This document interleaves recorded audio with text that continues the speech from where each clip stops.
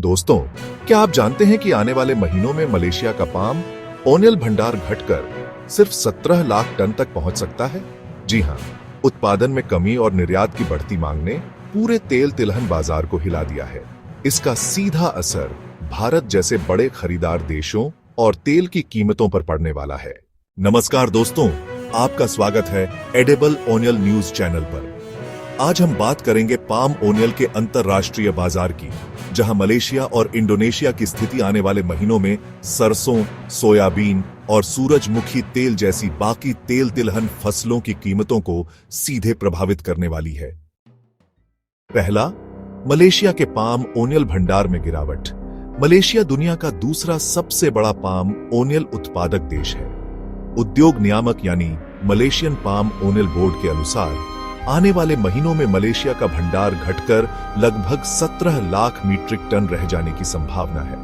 कारण साफ है, उत्पादन में मौसमी कमी और त्योहारी सीजन की मांग से निर्यात में वृद्धि। अगस्त महीने में पाम ओनियल का भंडार बढ़कर 22 लाख टन तक पहुंच गया था, जो दिसंबर 2023 के बाद सबसे ज्यादा था। लेकिन अब स्थिति बदल रही है और धीरे धीरे भंडार कम होता नजर आ रहा है।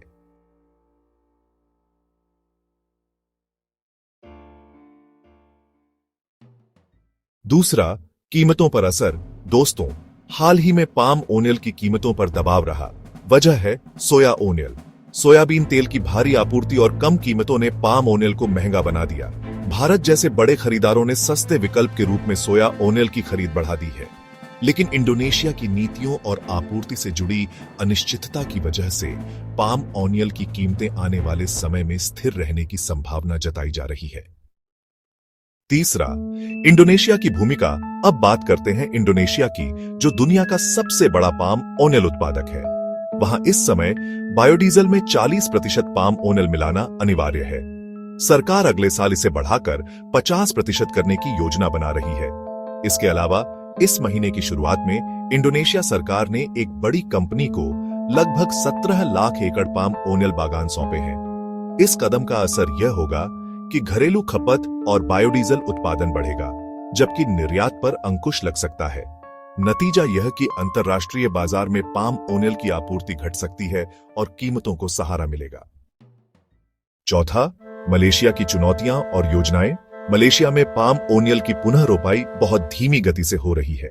मलेशियन पाम ओनियल बोर्ड ने सरकार से मांग की है कि पुनः रोपाई के लिए बजट बढ़ाया जाए। इस साल के लिए आवंटन लगभग 10 करोड़ रिंगित है, जबकि मांग है कि इसे बढ़ाकर 28 करोड़ रिंगित किया जाए। अगर पुनः रोपाई तेजी से नहीं हुई तो आने वाले वर्षों में उत्पादन और कम हो सकता है।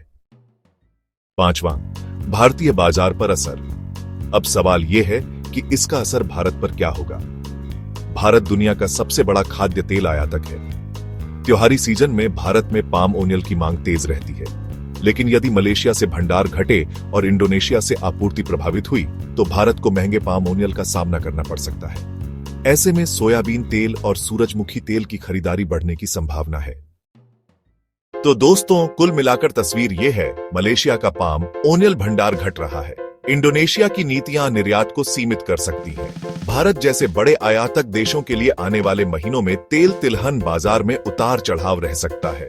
हमारी आपसे यही सलाह है कि आप रोजाना एडिबल ओनियल न्यूज के साथ जुड़े रहें, ताकि पाम ओनियल, सरसों, सोयाबीन और बाकी तेल तिलहन से जुड़ी हर बड़ी खबर आपको समय पर मिलती रहे।